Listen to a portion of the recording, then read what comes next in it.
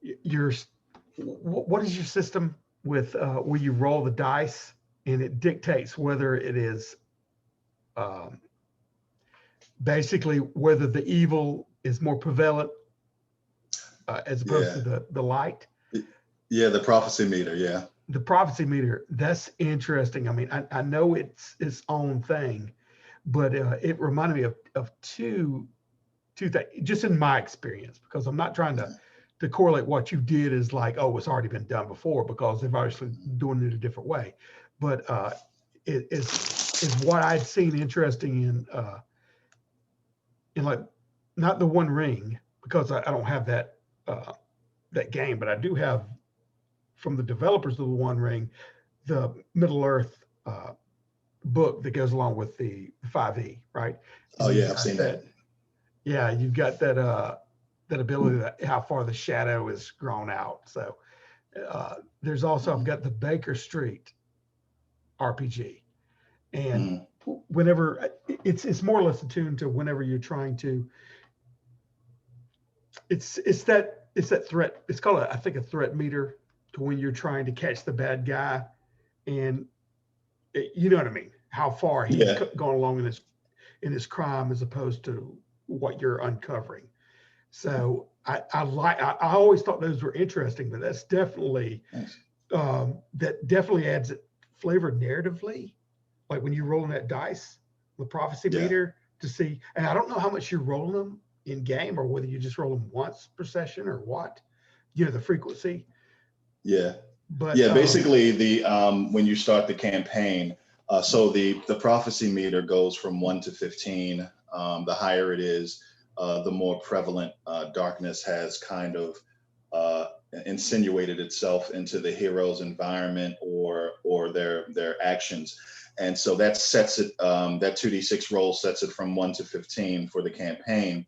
And then at the end of each session, there is a process for determining unintended consequences, if you will, for the hero's actions, which includes calculating their good deeds and their bad deeds, and also a random roll to see how maybe some unintended consequences may have also injected itself into the process. And that modifies the prophecy meter either up or down, depending on the hero's deeds and a random roll each session. And that resets the meter for the following session. yeah, see, that's brilliant for me, because a lot of it, you'll see the way, with the Dark Age of, is even that role we did with the luck. I always like to see some kind of a fluctuation or a change in situations. I'm big into that. Even like, I remember, I hate stuff like usage die, because I want to I want to know. There was a game that we played, Blood and Bone, and that has more of a usage die thing to it. And Jason's like doing that. I'm like, I was shooting bows and arrows.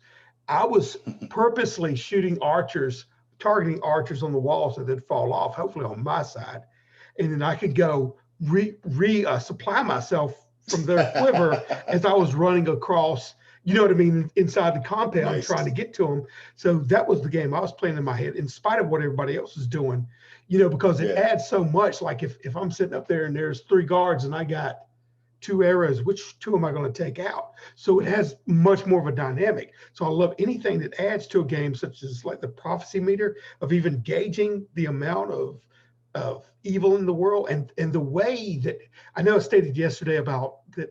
Initially, my reaction to the fudge system, and what was like, yeah, why do you? But the way you're doing it here is so sweet, and it's been justified to me, workable in a way. Not that you were doing it exactly the fudge system, right? Like our style points or whatever. But these points you're giving out, to me, at least the way I'm understanding it, is like when if that threat meter is up there, you're going to basically be challenged, because you're the light against the darkness. And if you're meeting more resistance, more darkness resistance as a character, you're trying to hold the light and battle against it. You may get these battle wounds, or you may suffer with whether you can leverage yourself to a greater effect on the world in opposition to it. You know, and you get this point I love that when you was doing the combat and when you went from when you roll, basically, I'll just say it's action points. Like you rolled the 7 and you were facing the 3 of the goblin. And I think the orc was a 6 right behind it. So you had an opportunity to roll to see if you could hit the goblin. And then you were short in action points on taking the troll, right? So, but you use those points to me, but to gain and reduce his defense down so you could actually do an attack. That adds a whole other element and a dynamic to it. Plus, to me, it justified it because I'm like, yeah, he's taken what he's learned in his, which you give him as a point. But as far as that when we were talking about Dark Age of, and I was saying like the player get to leverage the situation around them, and I learned the more players we had at the table, the more you could leverage off of other people and the situation to give you tactical advantage. Well, you're doing this not only, you're doing that in a way that represents, when we had that discussion about whether, like, because we were narrative and you asked Jason if you know, like if I was narrating as opposed to somebody rolling to see if they were effective in a dialogue or, you know, without all the narration. I'm like, no, you know, I'm doing it to embellish, but literally you've taken that and you've, that to me, where I was in the combat, where you're able to lower that by 2 levels to be able to attack is more like a veteran wisdom, or like something comes to you where you can leverage for your ability to be able to attack it. You know what I mean? Or to come at it from a different angle. And you're not only doing that from like in Dark Age of, we will position ourselves narratively to gain that advantage. You're giving that advantage to people who don't necessarily have that ability to, you know what I mean, do that so much. So you're allowing people to play from that. Like, you've got this, now you can, you know, affect the situation and surroundings to gain this upper hand leverage, and doing it without all the machinations of like, I'm going around here and hitting from that. It's the same respect. It's just you're really giving that player, he can play too on that level. So I see a lot of what you're doing is affording people who don't really play maybe as sophisticated or advanced. I don't mean to say that in a derogatory term. I'm just saying, or what we may perceive as like, I'm doing this and that, and, you know, like I'm narrating my actions to get into more of a favorable position so I can leverage. And then I go, and then Kevin may say, okay, I'm gonna drop your difficulty down. All right.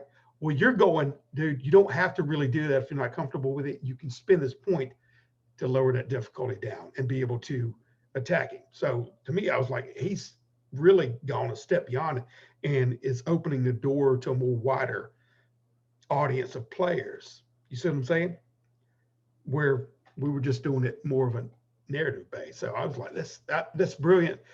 Really love that aspect, as well as like the prophecy system. Like I said before, but I'm kind of enamored by that.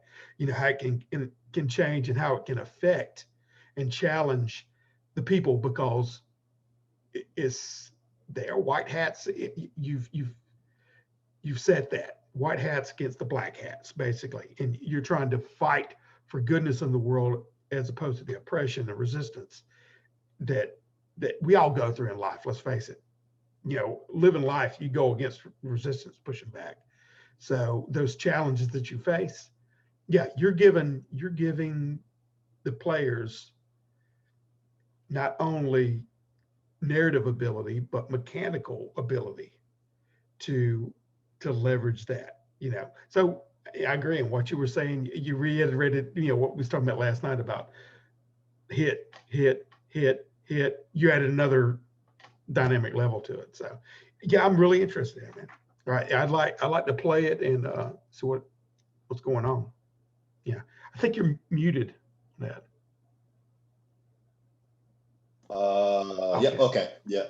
My dogs were barking, so I'll mute it every once in a while. So, yeah. Yeah, thanks, man. I appreciate it. Yeah, that's definitely what I was going for, was you know, some dynamics, so that every conflict round doesn't feel the same as the last one. So it's a little bit more free flowing, dynamic. Definitely a little bit more mechanics in there, so people will have some guidance. But yeah, I wanted every round to be different.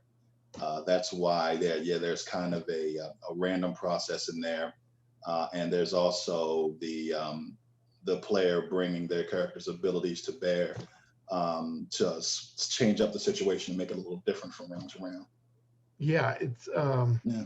that's so important to me because games can become so stagnant, and even games to where you list the combat ability or whatever, you're looking at the sheet and saying, what am I going to utilize now?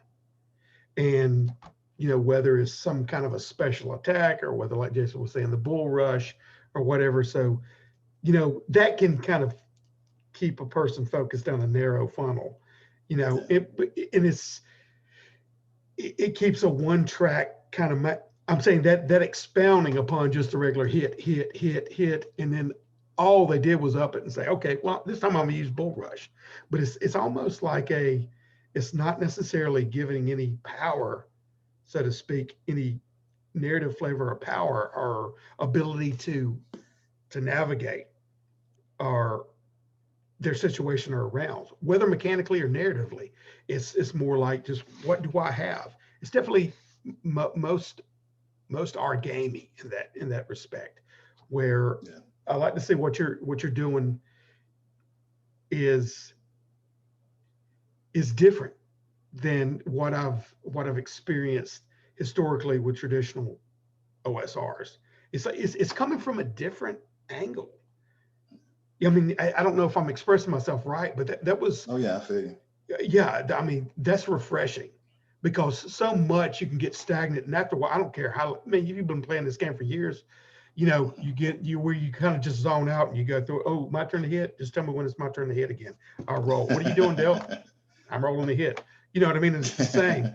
And if you wanted a variety, you better play some kind of a mage, and then you're limited to a short list of spells that you can only utilize. It's kind of like a special maneuver that they've given to that. I mean, I'm just saying it's kind of banal, the level of stagnation and not creativity that it kind of ground to a halt.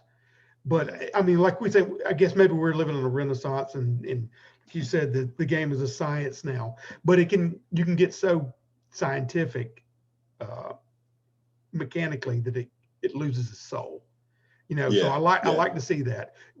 I guess what I'm saying is that you've actually utilized mechanics in a way that doesn't feel sterile and doesn't feel like this is what I'm playing, but can be kind of utilizing a narrative, or at least justified to me. I don't know. I love the fact, the way it counterbalances the situation and what's going on. This is the way I'm conceiving it. Like I said, I haven't even read the rules, but the way you represented those three, I'm like, I can see some revolutionary stuff that I haven't encountered with me playing as long as I have in the games that I have, which is a fair amount, So I'm glad to hear that. I'm glad to hear someone who actually, knows the hobby and has been in a while look at the system and say that, because for me, it was a happy coincidence that piece turned out maybe as unique as it is, or some people feels that it is, because when I started the process, when I committed to the process, what I was trying to do is accomplish a particular goal. And essentially that goal was, for even at first level, player characters to be competent enough to face off against multiple threats and have a good chance of surviving. And what I always say is, not just because all of the threats are mooks. So having them be able to engage or address multiple foes, whether it be through warfare or using the force of their charisma, made me come up with the attack point system that gives you a variable number of attacks from turn to turn that you can bring to bear. And it like I said, that was the goal. and I came up with a way to do it that I've never seen another system do. And yeah, I appreciate it. And it's good to hear that someone who knows their way around the hobby, they look at that and they say, oh, I've never seen anything like that before. That feels good, because I definitely have elves in my game. So as a fantasy game, I'm not breaking any ground in some respects, but I do feel like, yeah, there are some unique aspects to the game. And the prophecy media grew out of the general premise of the setting and this kind of self-destructive course that the world is heading toward, that your character is trying to prevent. So yeah, hopefully that makes a interesting gumbo. Though there are some familiar elements like potatoes. I mean, everybody likes a potato, right? Yeah, it's interesting to me. You can tell I got excited about it by reading it, and I'm cautious in some things I say because I haven't read the whole book, so I don't want to misconstrue anything. I'm just telling you my impressions and the way it's hitting me, and it is very good. And like even when you said, a combat as opposed to, it reminds me of what Jason and I was trying to back up and to pull. Not everything have so much of a martial combat component, but like you're even giving heed to, like we are, like how do you want to utilize or approach the situation with your mind? What are your three elements? You're using power, but you're using that ability to also influence or intimidate or whatever with another. So how do you, it gives you, it really helps player go, how do we want to focus on solving this problem other than the standard hit.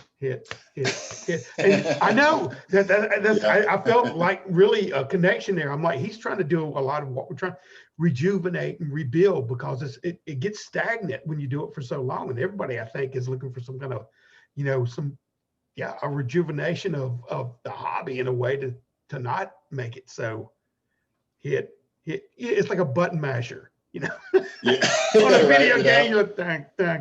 I want a little bit of, even when I'm playing a tactical game, I want those options available for me. And like I said, every game is a little bit different, but you're walking a line here to where you give tactical options, to me at least, that are tied to narrative options in a way, to where you can express your character, like I'm saying, giving you more options of expressing, or at least to focus mechanically to say you can approach these. Do you want to intimidate them? Do you want to do whatever? And it's not they have it in tradition. It's just on the back shelf. It's not brought to the forefront to where it's encouraged to use. And that's what we was trying to do. Like, let's, because I want to really break out and make more role-playing other characters viable. For so long it's been like, who's the tank, who's the healer, and there's games are fine, but what if I want to play somebody like you did, who was like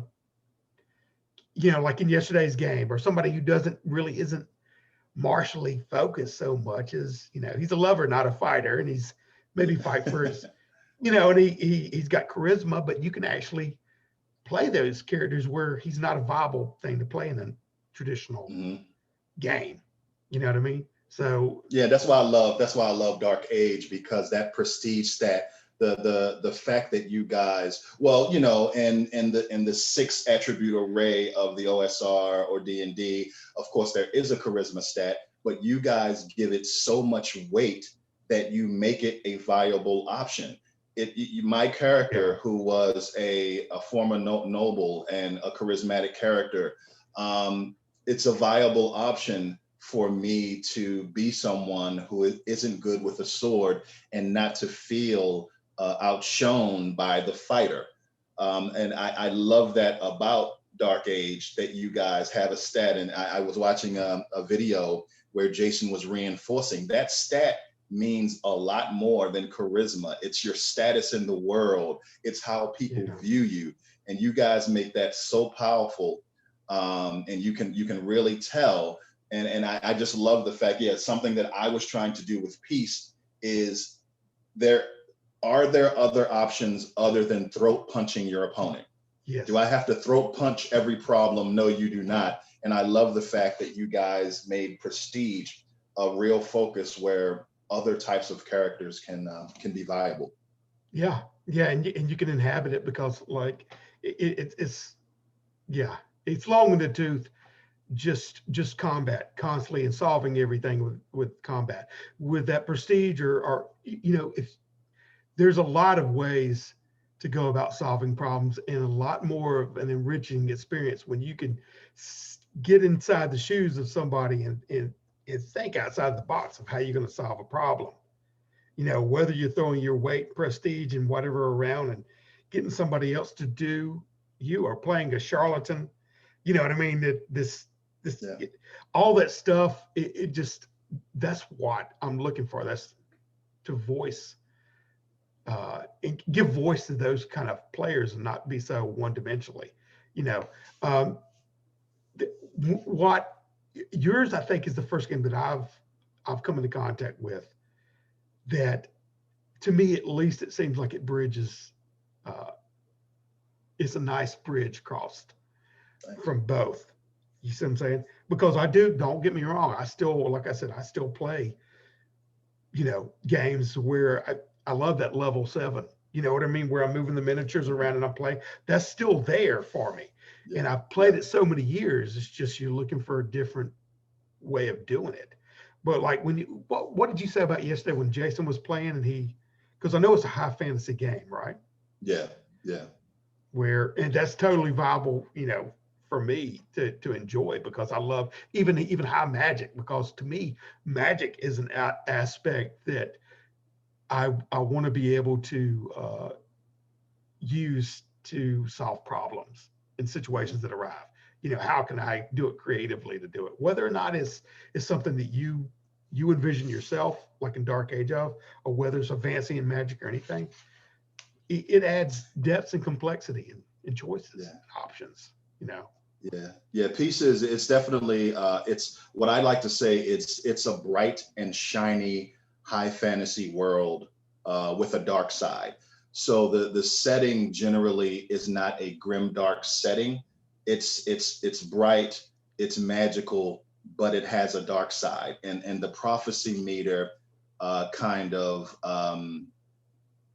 illustrates that. And the idea of peace, referring to the only peace that this tumultuous world will realize is the peace that comes after it has destroyed itself during the struggle between good and evil. So the title "Peace" is somewhat of a sarcastic title because when you hear peace, I Yeah. think most players will think, "Oh, this means peace is what will happen after the good guys win." No, peace is what will happen in this world after the good guys and bad guys have kind of collaborated to to destroy this world. So what that means for you as a player is you have to be a wise enough hero to know that every problem you can't be a hammer that looks at every problem as a nail. If a town is infested with evil, if you have the power to level the entire town, should you do it or should you do the hard work of going door to door and rescuing the townspeople?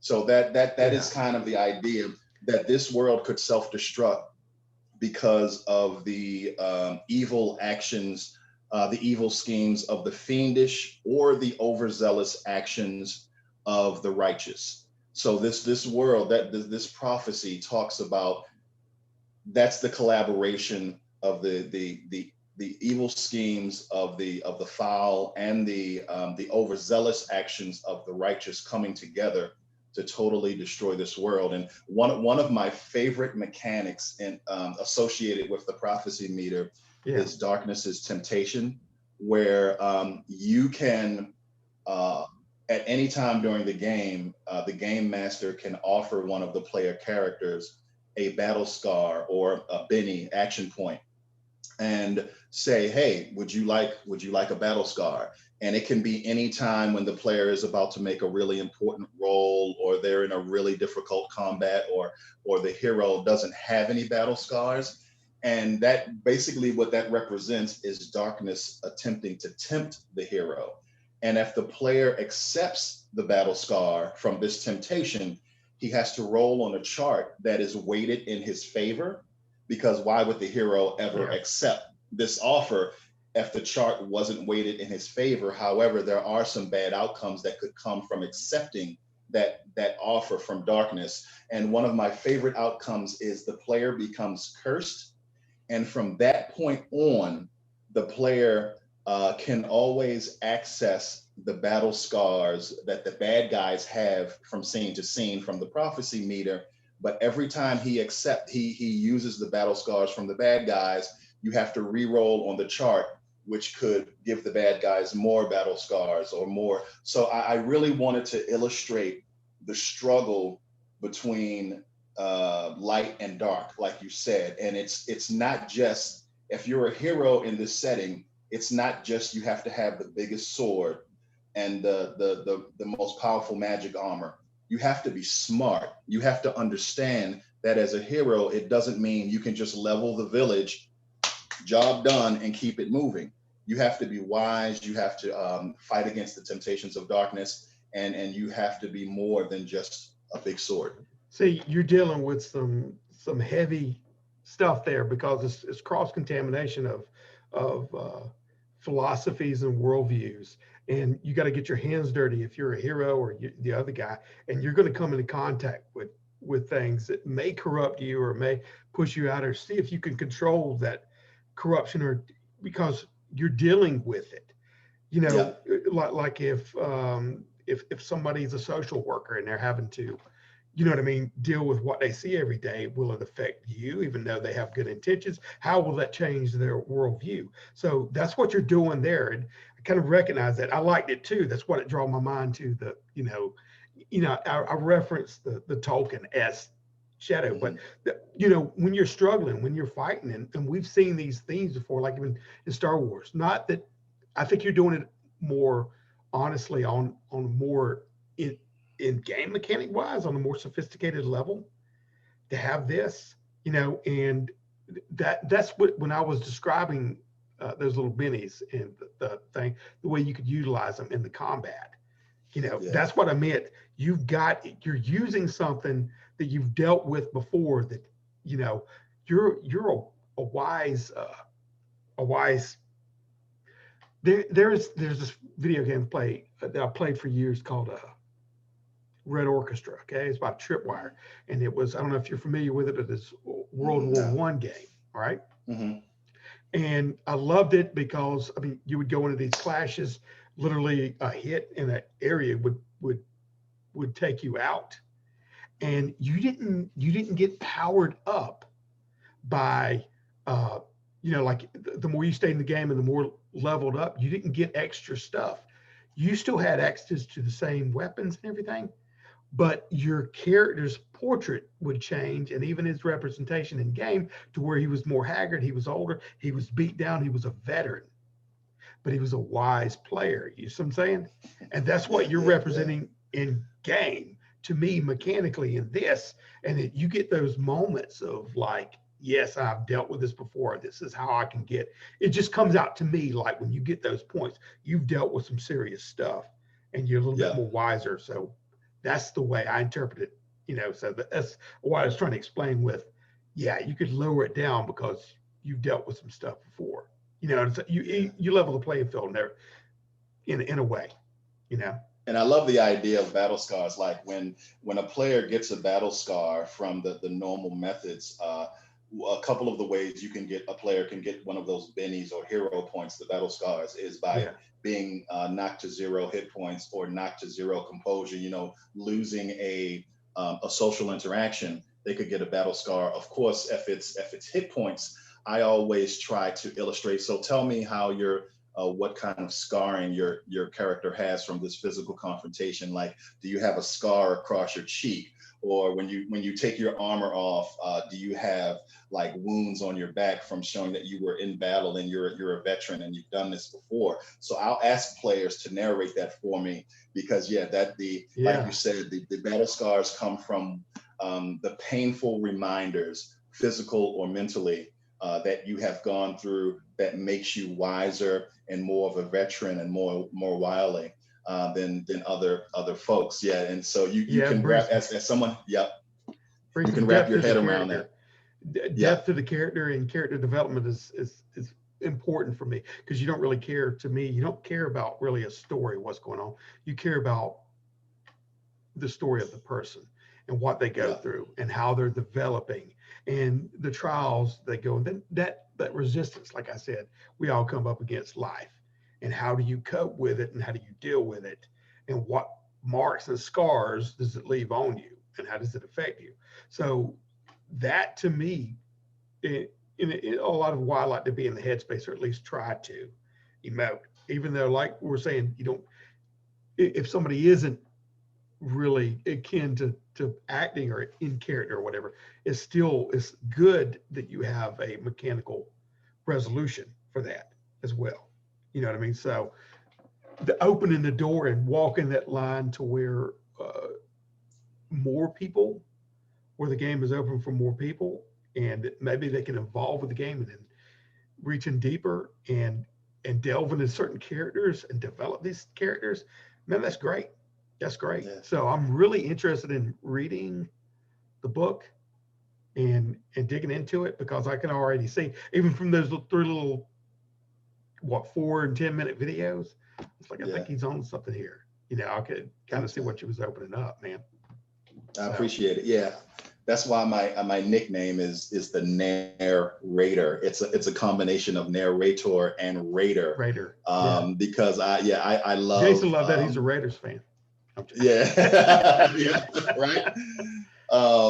And so I love character, and I love, because when I role play, I always play in character, in world, I think is the term Yeah. that gets used. So I always play my character like he or she is a living, breathing person in this setting that the GM has laid out for me. But I also like mechanics. You know, I Yeah. like using tactics. Something that I always say is I love role playing games. If you take the role playing away, why don't we just play a board game? And if Yeah. you take the mechanics away, why don't we just do improv? And you know, we could do either, but you know, Yeah. I like both.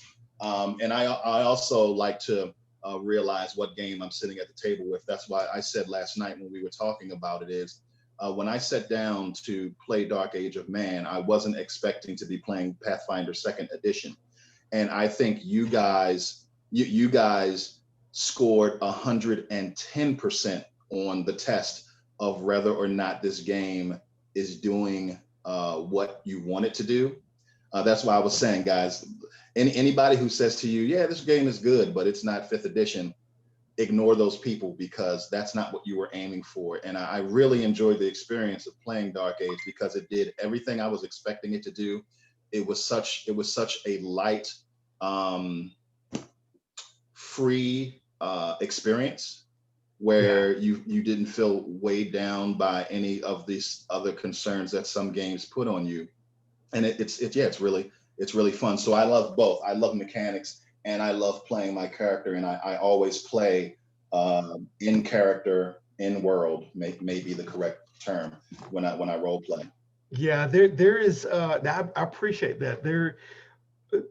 I think we were almost like swinging on a pendulum, because so many games are so complex and there's a rules gate to get into them, and most people, honestly, a rule book, like I've said, is the most intimidating. That's the barrier for an entrance to the game. And most people, whether they're casual or not, they're going to sit down. Heck, if I go in there and sit down, I'll pass that rule book to my son, because he'll actually read it. I'm sitting there going, "You got time for this? Just tell me how to play it, right?" Well, Right. you know, in the fact is, role playing to me, it's even as children, when we were playing out in the yard, and I know that people say no cops or robbers or cowboys and Indians or whatever. That's not really the point. The point is, we all have imaginations. We all um, can even with our fellow man, can put ourselves in their place and their and you know, identify with them. And you have the ability innate in all of us to be able to role play or get into some kind of mindset or character. And it shouldn't be this rules gate to where to even do it, that it's a barrier too. So in a lot of respects, I wanted to really just say, this is not as complex as, you know, as it's supposedly seem. I know game companies have to make money off of it, have to produce products to even keep going. And I'm thankful people buying, myself included, to keep the hobby going. Because but I do want to open the door for more people to realize that no, you don't really have to sit down with this rule book that is like this thick. Like, playing now, it's 622 pages thick, right? I didn't touch Right. DCC because it was like that, but it's for years. And I said, I ain't got time for this, man. But when you sit down, you want that door open to play, because either it's more like a simple game, but system wise, but it can get as complex as you want to, sophisticated, narration between players and the GM, or the director, as we call them. But there's enjoyment to be had on any kind of level. So I want to bring that in. But even what you're representing here, I have nothing against more complexity. I do know that there's a learning curve, and you can enjoy anything on any level. And really, no matter how the granular level you want to get to it, as long as the system supports well the game, you know what I mean? Because some do and some don't. But if it does, the more you go down the complexity, you have to realize that there's a balance you have to uphold, and of the setting and what you're trying to achieve in the game, so everybody can participate. But I don't know, man. I mean, role playing to me is I can do it on various levels with a simple system. I can do it with more complex system, but we all know that whenever the complexity level rises, there's a you know what I mean, a difficulty from everybody being in sync and at the table, and that player pool shrinks dramatically. Where if you just give them a simple rule set, they're like, I'm on board. But if you get them hooked and invested, then you can grow that player base to where people will approach more complex games and maybe get more of a granular enjoyment. You know what I mean? To me, it's more like an arcade experience as opposed to a simulation. Like Need for Speed Racing is Gran Turismo, that kind of thing. Not you can't have rich narrative experiences, you know what I mean, with the simple system. But there's nothing wrong with that. So I'm really interested in your game, and this is not just some kind of thing that you'll have people just lumping on the casual praise. Yeah, Robert, I play your game or whatever. I'm interested legitimately, because I see what you're doing here. Really, to me, is very intriguing that mechanically how it's approaching things. So and I know I keep going on about that, but it's kind of remarkable to me. When I sit there, I was like, oh, I think he's onto something here. It was like that in 3 little videos. So appreciate it. I do want to make a character, and we can prep it, man, and play. All right. Not probably today, but whenever. Okay. Cool. Excellent. Yeah, man. I'd love to make a character. And so at the very least, you'll have something for when we all get together.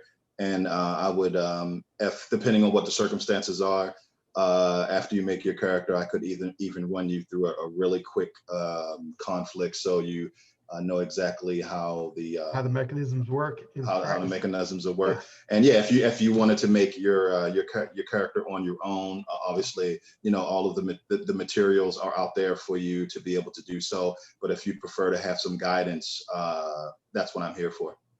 Okay, yeah.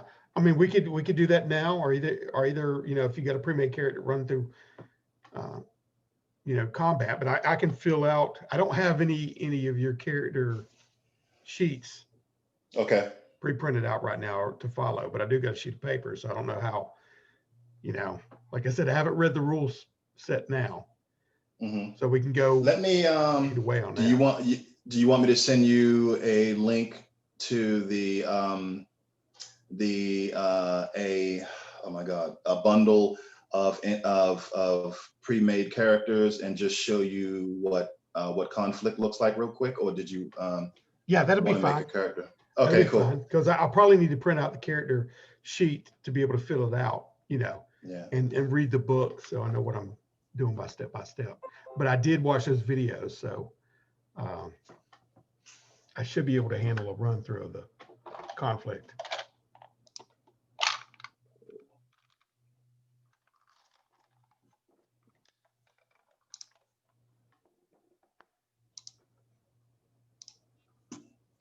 So yeah, I'll just send you the link for the bundle.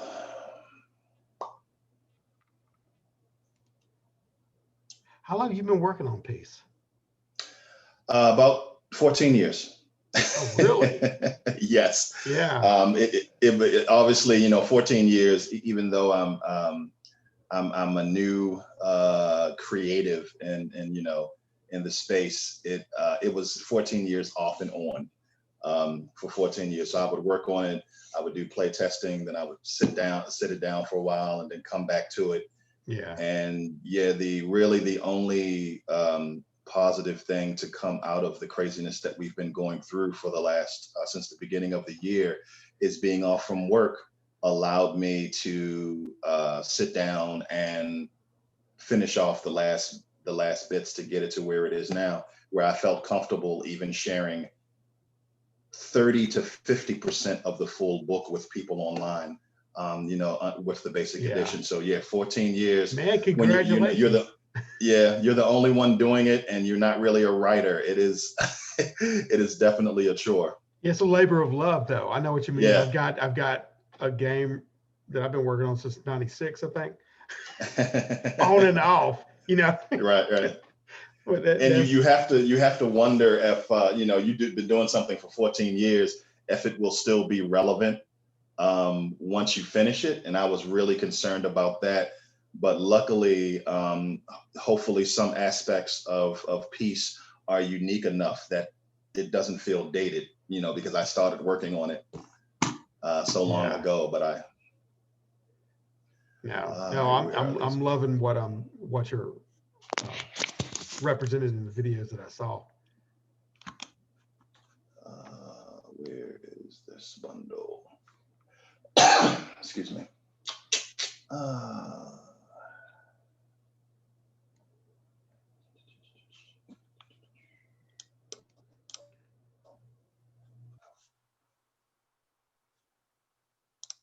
Got so many files here. I am bundle.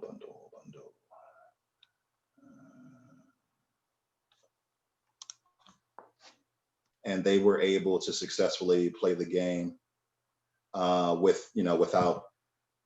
without having to even interact with the talent. So I like games that allow you to opt into higher levels of complexity, but allow you to play the game very simply without.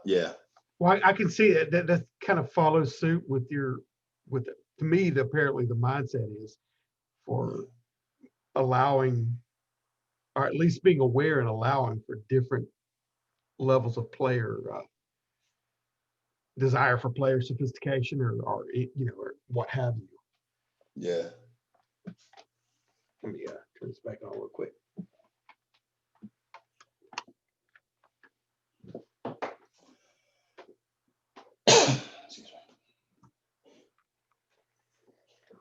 Okay.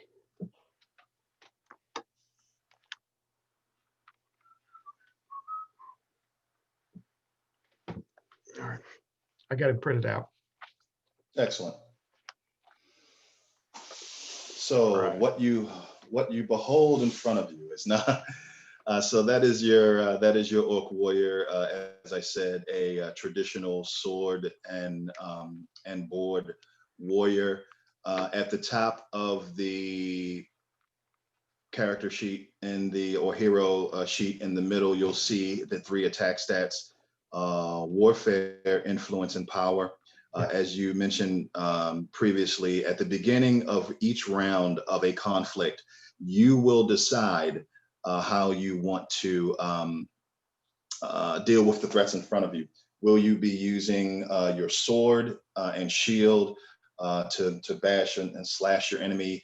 You would want to roll your 2d6 plus 2 warfare. Actually, your character has a little bit of something in their influence, their charisma. So all characters start at 1d6. So you actually have a +3 in your influence. So you are not completely untrained in being able to talk down or frighten an enemy. And then power, of course, as a warrior, you don't really dabble in the arcane or divine forces of the setting. And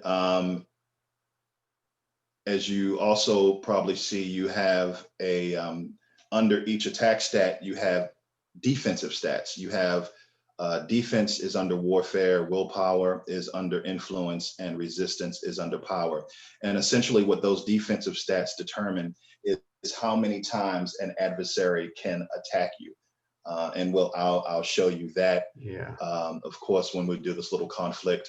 And then you have your talents, which are basically, especially for someone like your character, are basically additional things that you can do when you are attacking. So I don't really even call the talent system its own core mechanic, because it's kind of an addendum or add-on to the attack stats. And then finally, as you can see on the lower right-hand corner, you have your attributes, 10 of them: acrobatics, athletics, education, endurance, knowledge, perception, riding, strength, survival, and thievery. And these are all of the things that you use when you are interacting with the world outside of attacking or necessarily trying to affect an individual against their will. So, and that's pretty standard. You roll 2d6 and you add your total attribute against a static target number that I have already decided on. Okay. So, did you have any questions? Of course, I'll go through everything as it comes up, and we can. No, I do. It just it's funny because when I was speaking about your example of the combat with the 3 and with the 6, and that they have to expend that much to be able to talk to. That's brilliant. Especially, it makes me think that now I understand what Jason was saying when he said that this is really a good fit for miniature play too, right? As far as where they get to and who they're allowed to attack, so they can select based on what they have to be able to attack, who's available. I didn't even think of the fact that we would have our own defense modifiers that they have to go against too. You know, in the creatures we're up against. That's brilliant, man. That's brilliant. Yeah, and it can be actually all of the sessions. Well, actually, the second session that I ran with Jason and Ivan, we did completely theater of the mind, and we're going to do that now, of course, because we don't have the screen set up for a tabletop. But yeah, we're going to do it theater of the mind, and I'll just keep track of positioning for you. Yeah, that's great. And we'll do that. I do need to grab 2 more D6 because I only had the one standard set. Sure. And what? Okay.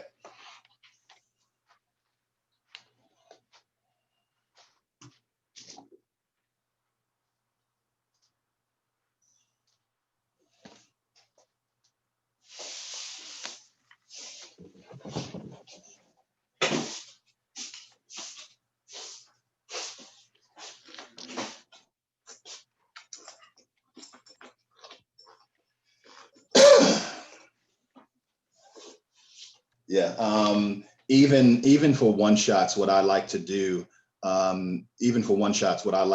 is I like to ask the players to determine their hero's drive, which is a goal that they want to accomplish or a belief that they have, and Motivation. also to and also to choose another player character in the game and to declare that that is the closest relationship they have in the group and to justify why they have that connection.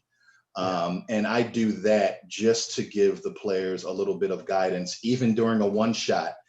I think it grounds you, and if you have solidifies to, the party sometimes, a little bit. Yeah. yep, Why they're there be in the first beyond we. place. Yeah. Yep. What's your connection? Yeah. Yeah.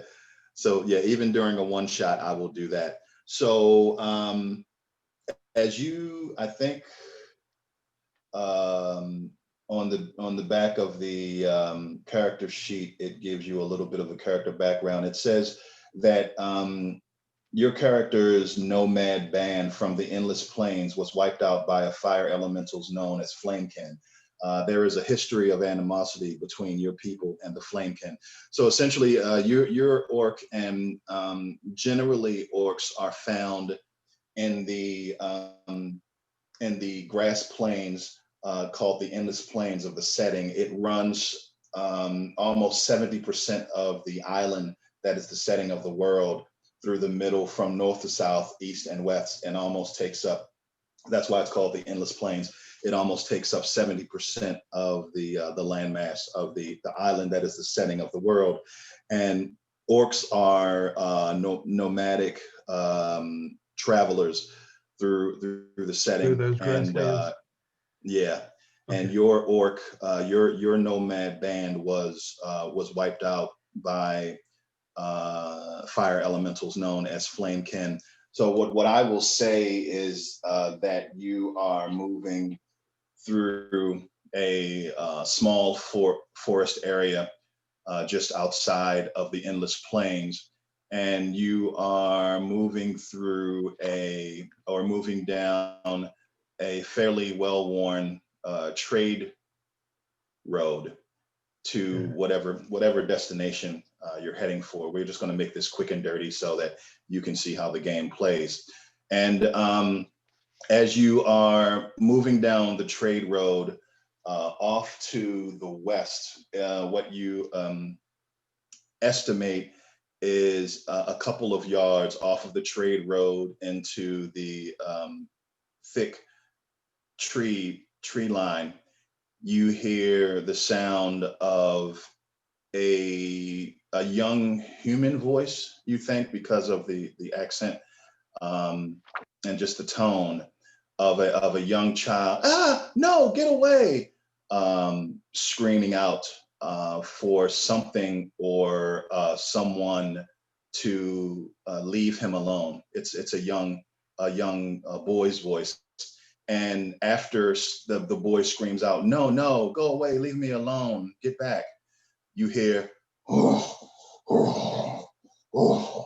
large snorting sound that you may identify as some type of animal.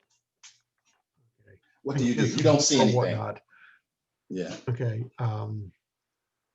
A rush, not stealthily, but plotting forward into what I perceive to be is the area where this is going on. If I have to break through the tree line a little bit, and right. Swinging my long sword and kind of batting away the foliage as I go through with my shield.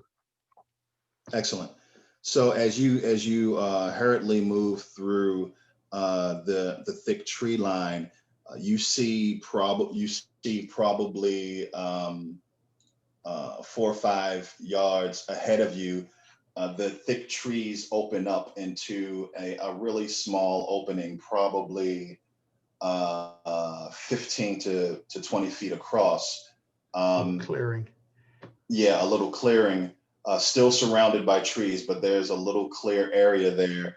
You, as you move up, you see a large bear rise up on its hind legs and let out an aggressive growl. and you hear a little bit of cooing that also sounds like it's an animal, but a much smaller animal. And then you hear the young boy's voice scream out again, "No, no, don't hurt me." Okay, and the bear As is you, not facing me, but the little boy. correct. And you are, as you get closer and closer to the clearing and the scene gets clearer and clearer, you see the bear raised up on its hind legs in the clearing. You see the boy laying on the ground with a wicker basket filled with fruit laying on the ground, turned over next to him. And you see a small baby bear a yard or so inside the tree line behind the bear that is angrily raised up on its hind legs, threatening the boy. So what do you do? Okay, I had no intention to even approach this silently. Um, from the from the sounds that I was hearing. So I break out into the clearing, but I'm breaking out in a yell and I'm banging the sword and shield up against the trees as I'm cutting through.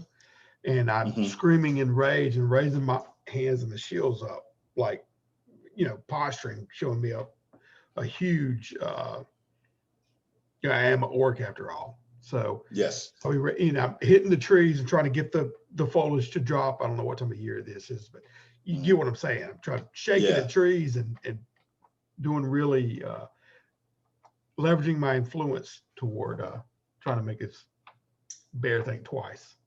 All right. That's exactly what I was going to say Yeah. from your description. You're right on it. So obviously the bear hears you. The bear goes down back to all fours, snorts, and looks over to you with a little bit of saliva coming from its mouth, Yeah. its large teeth, and it looks at you. And we're going to go ahead, and this is going to be a conflict.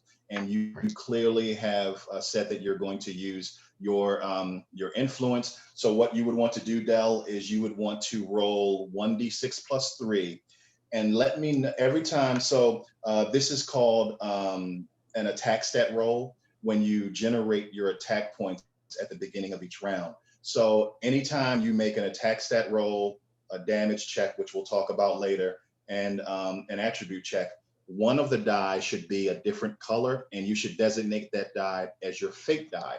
So what the fate die does is every time it rolls a 6, you total up your roll and you continue rolling and adding the total to the total until you don't roll a 6. And of course, since you're only rolling 1d6 because you only have a 1d6 plus 3, that 1d6 is your fate die in this circumstance, because Gotcha. you always have to have one fate die. So if you go ahead and roll that and add plus 3 to it. Okay. So I'm bellowing and howling, slapping the trees and making a big showing.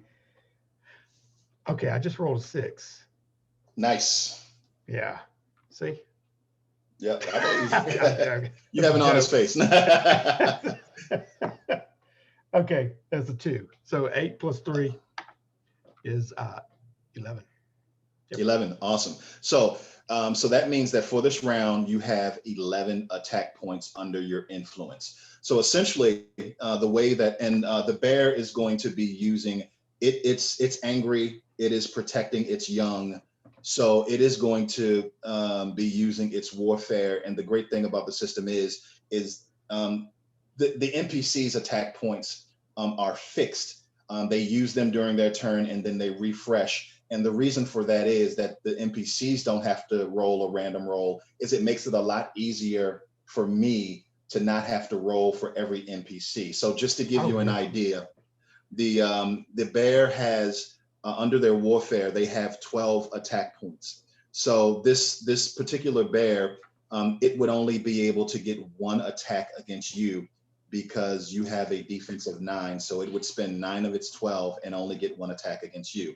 Right. Now, that being said, it has a willpower of 3. So since you're doing an influence attack, every time you can spend 3 influence points, you get a damage check against the bear. So you're raising your arms, you're banging your shield, you're crashing against the foliage to try to intimidate this bear. And there are 3 types of influence attacks in the game: frighten, taunt, or befriend. So it sounds like a frighten attack to me. So yeah, I'm going to say that's going to be a frighten attack. So basically what happens now, Dell, is every time you can spend 3 of those attack points, you get a chance to damage or lower the bear's composure. So you have okay, I had 11, and you said the bear's influence defense is a 3, right? it's a 3. So that's essentially 3 times. Three times. So unless I want to utilize the battle scar, basically. Okay, so did you if you use a battle scar, what you have a couple of things that would apply to this circumstance. If you look at the back of your character sheet, neatly written there is what battle scars can be used for.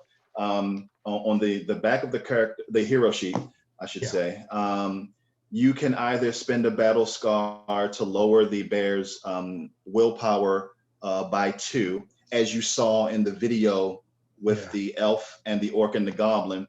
You could also use a battle scar to increase your damage by 1d6. And of course, you don't have to spend that until you successfully hit. And as it actually says here, a character's defensive stats can never be lower than 2. So if you were to spend a battle scar to lower the bear's willpower, it would go down by 1. But that would give you, oh my God, that would actually give you 5 attacks if you did that.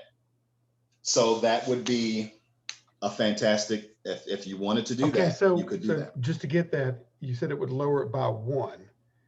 Yes, because at no point can a character's defensive stat be lower than 2. So it would be 9 for the first, and then the last 2 would be 1 apiece, so I could get 2 more on him, right?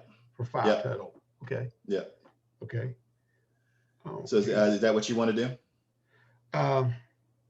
Or you just want to go with the 3 attacks that you'll be getting? No, I mean, are these stackable right now? Like I would just roll an amount, or would I roll them? You would roll them separately. The defense, if you decided to spend the battle scar to lower the bear's willpower, that lasts the entire round, but you would resolve basically each attack independently. Okay. And you would damage independently and then move on to the next attack.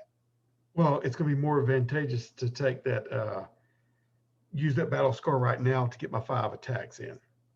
Okay. So you spend the battle scar. So narratively, what I look at this as is, you've been in a situation like this. You're a seasoned warrior, even if it wasn't against a ferocious wild animal.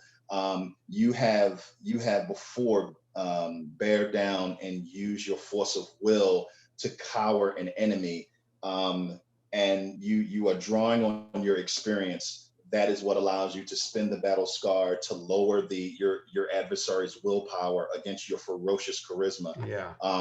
And so now, instead of only getting 3 attempts, you now have 5 attempts because you're bearing down on the bear and being frightening and making yourself bigger than the bear. So now that we know how many attacks you're going to get, this is now what you do is a damage check. So every time you can spend the appropriate number of attack points, you get a damage check. And essentially what a damage check is, I think it's kind of elegant.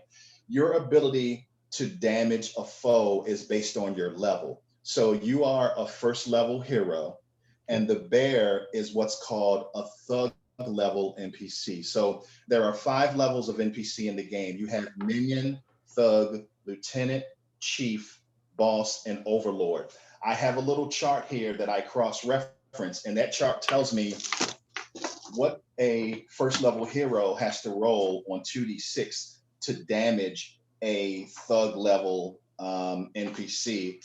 And I should remember this because I've been running this game for people for at least 11 years, but I'm also old. So so I'm going to pull the attack chart up real quick and tell you what you're talking number is going to be. Okay.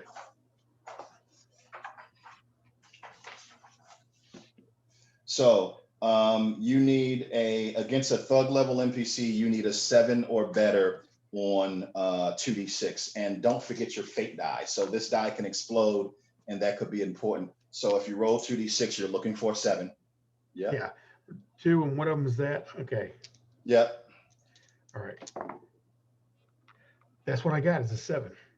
No explosion. Excellent. So no explosion. All right. So what happens is, excuse me, with influence attacks, if you look at your character sheet below your drive and connection on the right-hand side, you have something called influence damage. Yeah.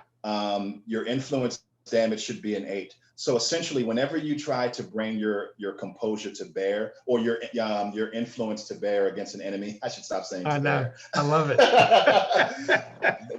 that is the amount of composure loss that you cause when you try to force your charisma on someone.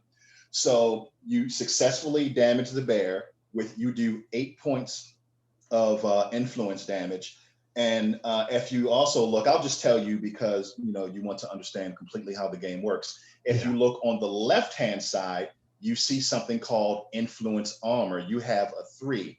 So that is the number of damage reduction. Basically, it's your innate ability to resist the manipulation of your emotions. The bear has a influence armor of 2. So it loses 6 of its composure. And I'm not going to tell you where it is out of surprise.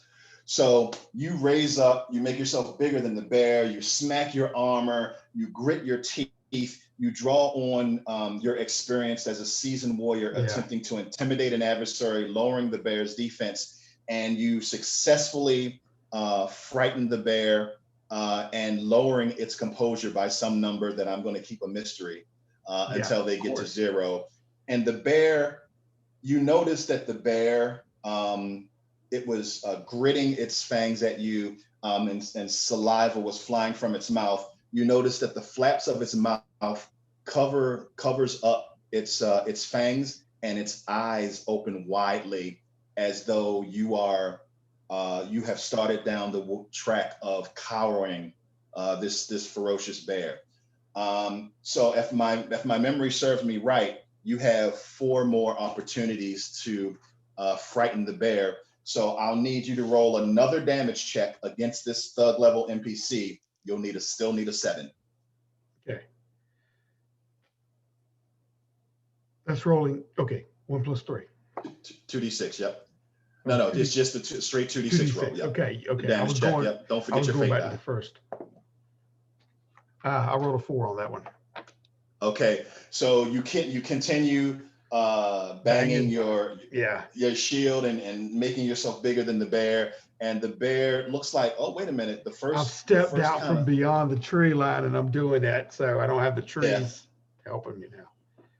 And as you do that, as you make this next attempt, you hear the baby bear coo a little bit, and the mama bear looks over and is like, oh, I forgot while I was here, these guys are threatening my child. And it rears up on its hind legs again, trying to still intimidate and frighten you. So it looks like that second attempt wasn't very successful, but you still have 3 more attempts because you've lowered this bear's willpower. So another damage check, 7 or better. That is 7. All right. So your composure, your influence damage is 8. So did you want to spend a battle scar to increase your damage at all? I'm just asking. You don't have to. Yeah, because I didn't know. I was going to ask. I didn't know exactly if there was a limit to that, or if it was. If you wanted to, you could. Okay. I think. But what I will tell you is, you get the impression. I'm not going to cheat you. You get the impression that your first attempt was very successful and almost took the fight out of her. But it's up to you as to whether or not you still have. As far as the impression, I know that she's just got her second win when she looked at the child, and I want to nip it in the bud, as Barney Fife says right now. There you go. Nip it in the bud. I'm gonna I'm gonna throw that extra D6 in there, right? It's a regular D6, not. Yep. So your damage is your influence damage is 8 from your hero sheet, and then you'll just roll another D6 to increase that 8. Okay. So yeah, the battle scar increases any damage from an attack by 1d6. Yeah. So just roll 1d6 for me. Yep. A 4. 4. So that's 12 damage. So just Minus to give you an armor. idea, minus her influence armor, so that's 10. So what happens is, just to give you an idea, because this is a wrap, it would have been probably been longer if you decided to use warfare. So what happens is the bear's this thug level NPC only has a composure of 12. And you know how much influence armor, she only has influence armor of 2. So basically you did 16 points of damage in one round, composure damage. So she is at -4 composure. So what happens now is she suffers a breakdown. And since this was a frightened attack, each type of attack, influence attack, you get a different result. Frightening means that she is completely scared of you and is going to retreat from you for a number of rounds based on a 2d6 roll. So I'm going to roll 2d6. She's going to run away from you for 5 rounds and do nothing but try to get away from you because you've scared her. But I think it only makes narrative sense that she's here protecting her young. She's not going to abandon her young no matter how scared she is. So grab him up and run. Yeah. Yep. So you have taken, you are so intimidating and so ferocious with your charisma. She drops down to all fours, stops baring her fangs, gets a look of sadness and fear in her eyes, turns and starts galloping away toward her young, grabs her young up by the scruff in her teeth, and continue to move through the trees as quick as possible. And you know that you have scared her so bad that unless you follow her or come across her young again after she's gotten herself together, she's not going to come back to bother you. Yeah, that's brilliant, man. Because when entering that area, what I wanted to do was scare it off because I didn't want to fight it. You know what I mean? Yeah. So that option to me, it just where I didn't have to go, okay, roll initiative. You know what I mean? And let me approach it how I liked. That's great. Because that was my only hope. If that wouldn't have panned out, I might have turned tail. Yeah, you didn't want to kill an innocent animal. Yeah, well, or maybe try. Yeah. even bother or get killed by an animal that's just like that. So the way I was envisioning the orc walking through there, and he's probably coming into contact with different things like that. No, it's best to just scare it off. Yeah. So, yeah. But even when you said that little coon was back there, I'm like, oh, this could be a little bit worse. So to me, I'm already thinking I really need to go a little bit overboard and make sure I seal this deal before it gets any worse, So, but I love having the opportunity to approach a situation differently. And that's what I'm saying. Mechanically, you're allowing that more so than, it's not on the back shelf. It's like put right in front of me. Yeah. I mean, it's right in the middle of the page, at the start, at the top. So it's great to see, man.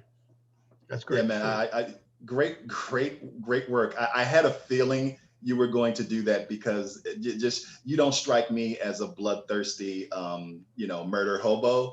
So I think, you strike me as a kind of player who's like, you know what? I don't just have to. Everything doesn't have to be a nail. I can actually, use other options, man. And that was fantastic. Yeah, they get bored, man, if you can't approach a situation and try to, creatively get out of it, or at least logically get out of it. I hate when it forces my hand to do something I wouldn't do logically, Yeah. And you're gonna fight. Yeah, excellent. So to me, that's it's a conflict that you have to get over, and it doesn't just equate to hitting that hammer, on top of the nail all the time. So that's cool. That's cool. Looking at your sheet here, the attributes, Writing strength, survival, thievery, perception, knowledge, endurance, education, athletics. That's what you can call on whenever, like it's the umbrella attribute. Yeah, So they I have like that. their I like that. all of them are a wide area of expertise. So, for instance, riding covers wagoneering, horseback, and if you look at your character actually has a specialization in riding, which is riding a mammal called an oxalo, which in the setting is a revered large mammal, which is kind of a cross between a buffalo and a rhinoceros that orcs worship. And essentially, you have to have high status in orc culture to have your own oxalo and ride it. Usually, you may have to be a chieftain in some cases, but all orc children are taught to ride, to revere the oxalo, and to they're taught as a Yeah. child to ride it. But in order to have your own huge, massive riding beast, you have to have status. So that's the narrative reason why you have specialization in a riding animal that you don't currently have. But yeah, that's an example of riding a particular type of animal would give you a +2 whenever you make a roll. So Your if attributes you are were tied to the setting and the flavor of the setting yeah, because you're already intriguing me with the world that you've got here built here in the back. Uh, the endless plains. The yes, orcs are nomadic. yes So I they know you are. put a lot of work into that. And to go back real quick to the influence, I know I can approach influence, but a lot of times when you're approaching someone, you want to approach them. You never know if you may have a strength in something that they have a weakness in. That bear Yeah. may have a Well, lot of actually, tougher hide than it did, comparatively. So that's yeah, nice, man. That's nice. It's yeah. not just one dimensional. You know what I mean? And also as a balancing, if you look at your character, obviously you can tell as a warrior, your defense, for instance, is higher than your resistance to magic. So one thing that players probably don't like, but as a GM, it's a great thing about peace is no character can be good at everything. So if you have to challenge a player, for instance, your character, I would throw magic users against your character because you can be hit a lot more with magic than mundane implements of warfare. So as a player, you don't want to hear that you're vulnerable to something, but as a Yeah. GM, it allows you to pick out the kinds of areas and ways you can challenge your players to give them, a good, interesting challenge. So that's the fact that you can attack in 3 different ways and defend in 3 different ways helps the GM balance challenges. Yeah. Well, I mean, it makes sense within the rationale of fantasy anyway, because any barbarian is not going to be too keen about sorcerers, anybody else, the magics. It's far removed from what they understand. And Yeah, obviously they're harmed by it more so than any other. That they can contain or can handle themselves in a martial situation. So that yeah. that makes sense. That makes sense. It seems like you got a world here that's balanced out. I was wanting to say something that slipped my mind Hmm.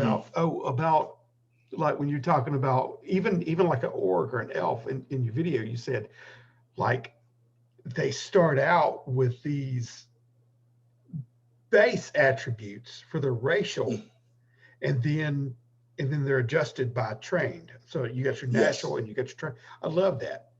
I mean, because you know what I mean. It gives more credence to the races, and I Yeah. know it's represented in some way otherwise, but I love how it's not how you fuse the attributes and the overarching skill set together. Yeah. It's a moot point to break them up, really, when it comes down to it, in my estimation, at least. So that kills two birds with one stone. You got it laid out right there. It's 10. It covers everything. You can say, well, yeah, it's a physical attribute. I don't need to say it's physical and then this falls under that. Let's just put them together. This is what it covers. and Yeah. he's more trained in this than what do you want to spend? See, I don't know yet if it's a point, but I haven't did the character creation on it, but I'll read the book. In fact, I'm going to go ahead and buy the book. And because like I said, I'm not, this is just lip service to you or whatever. I'm interested in what you got here. I didn't want to do it at home with, Mhm. nothing really inspires me to do much of miniature play. You know what I mean? Yeah. Yeah. But this, I'm liking the way it's going because it adds of, like even when you're describing the bear and stuff, there's a lot of narrative aspects. So I can visually see it and get wrapped up in it. You know what I mean? It's not just Yeah. Yeah. moving little things around, and it's more like I'm detached from it. But I can see it, and I can give, and more importantly, I can understand why. There's a logic and a reasoning behind the mechanics. That's what I was saying. If the mechanics support the logical reasonings of the reactions and the actions of the NPCs and the players and everything like that, that's great. That's great. Yeah, I wish GMs would do more of, games that have hero points or bennies. I wish GMs would do more of, okay, yeah, you just spend a benny. And that, like you said, that could possibly take someone out of immersion if it's like, I'm spending this Amorpheus point for some reason to get a reroll. I wish more GMs would say, okay, the reason you have this point is because you've experienced X, Y, and Z, and you draw on that to lower the opponent's defense. It takes you, I guess, less out of the narrative. I mean, you still are, Oh yeah, you interacting don't with have to mechanics, suspend your belief. It justifies. I mean, it's rational. That's even when I watched that video, I said, that's at least it appeared to me immediately. I said, oh, that's brilliant. That's what he's doing. Because it gives rise to him a reason of why you're spinning it. Like you said, yeah, it's just not an abstraction. Just, oh, I'm spinning this, I get a freebie. It's not yeah, that. You know what I mean? There's a reason and rhyme behind why it's used. And to me, especially coupled with the mechanic of the fluctuation of evil and that and your entanglement and the hard knocks that you've been through and learned from, or even maybe that like even being cursed, that's on the extreme end, but that's still cool as all get out. You know what I mean? yeah. I So wonder how many players would opt to take that temptation from darkness. I'm so interested when I get a chance to play with another group for an extended period of time to see who, when I tempt them with, a battle scar, who's going to take it and who's going to roll on the chart. but see, that's what's really intriguing me, man, because you've mechanically did something with this game that gives rise and meat to character development, because I want complex, sophisticated. Well, I call it this, but it's really based on a human level. We can all identify with it. We all identify Yeah. with troubles and trials and tribulations. I don't want that erased from my game into a combat sim. I want to make sense of what I'm trying to struggle with, even with this situation with the orc or whatever. You know what I mean? In my mind, I'm automatically, I know that he's had this confrontation with this beast. He's probably had it before, and now he's got to turn around and address this little kid. What does he got to do? So I like to Right. come from the inside of I like to put myself in that place. What would you do if you were an orc? I don't want to just be an avatar moving my little orc around and say, how would he react? And as long as people keep the characters honest and the play honest and don't betray that, and the GM does it, and like I can do that with any game. And I appreciate you sitting there saying, I don't know, man. That's going to be really interesting to even jump into. And I keep forgetting, what is it called? The system where you're rolling on 115. The prophecy meter. Prophecy meter. That to me, and that entanglement of dealing with resistance and evilness and just trials and tribulations, and how does that carve out that character? I mean, you're doing that mechanically in game, but to me, that just gives me more food, or it feeds me to make more complex characters. because I'm, Thanks. I'm trying to rationalize why he's doing this. So, you know what I mean? It's like a springboard, or it cues me to go, oh, well, this is how he's reacting to it. So as a player, I'm feeling all that stuff in my brain from being in the moment in play, but you're cueing it mechanically with this, and making me keep it front and center and focus as a point in the game that I need to follow. So I mean, that's brilliant, man. So Thank you. I appreciate it. that prophecy aspect, dude. I mean, that's definitely. We need to do a game with this. I don't care if it had to be on Roll20 or whatever, or a campaign or whatever you want to. If you ever do, just man, let me know. You know what I mean? I sure will. Sign it up, because this is interesting. But I have to buy the book and I have to read it first. Well, you have the PDF for free. I do that, but the book's kind of cool. I mean, it even had color on the inside. I know that wasn't cheap. Can I see it? Do you have it in front of you? Yep. This guy. What? Yeah. Can you see it? Yeah. Okay, it has cool. Now this one has it's the horizontal format, and see if I have an interesting picture in here. This one, I had Lulu print this up when I had 75% of the book completed, and I don't have all of the illustrations, the very few illustrations that are in the basic edition of the game.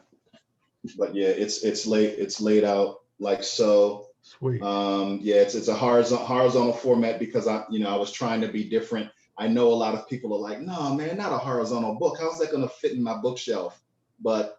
And this is actually the cover. My cover doesn't have a picture on it. All it has is the logo and a little blurb at the bottom that says, "From stillness and darkness the world was born, so too shall it return." And the reason, yes, and the reason I decided to go without a cover, not just trying to be different this time, like the horizontal formatting, but the name of the game is so unique, and I thought that the name Peace for a fantasy RPG was unique, and I've had people ask, what does that mean? Does that mean everybody loves each other? The struggle for peace. Yeah. Full circle. Back around. Yeah, so I get it, but I'm excited about that. You've put so much mechanics in there that's going to prompt me to think about how the character is developing as a character. Thanks. You know what I mean? That's cool. I'm all for that, man. I'm all for that. Thank you for trying it, man. Yeah. Yeah, because like I said, I love mechanics and I love character. So, hopefully the game comes across as a game that someone who doesn't want you to just, like you said, make an empty avatar. I want your character to have some character, but I also, want you to, have some mechanics there where you got mechanics and tactically, but in this, I can see even situational mechanics are narratively situational that can be fused in, because you're given a lot of leeway for character expression in it.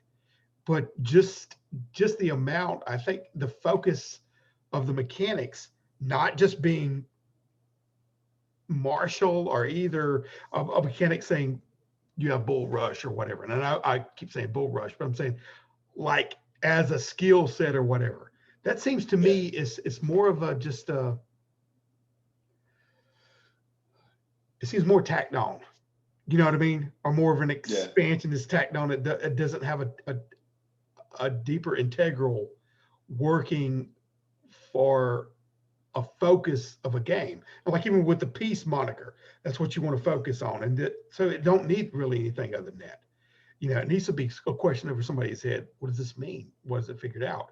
And the struggle and strife that, the two oppose it, because it's a dualist thing that we all fight with, mainly when it comes down to it, is two opposing forces that are always a mesh and a struggle right in the middle of it. And that, for you to pull that out in an RPG and then focus on that part, that's cool. And even have a die that says you know, it shows you basically at what point that the struggle is at, that push and pull back and forth on whatever day. Like you said, it could be raining or it could be this and that, and they're getting more points to play against you, and you got to that battle back and forth, that contest of resistance, you know, going back and forth, and that's what you're focused on in the game, and bringing it to life and letting your characters run through that and struggle. Man, that's great.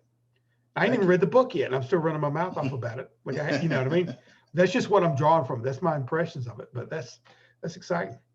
That's I appreciate exciting, it, man. I ain't thought about really. Yeah, that's some heavy stuff, man.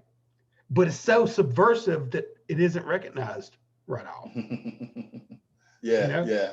But if you really think about it, you know, that's what you can actually do. And for mechanics the more mechanics that I can give me that prompts me for more of a character development and the way I view my character and how he tackles life and everything, the better.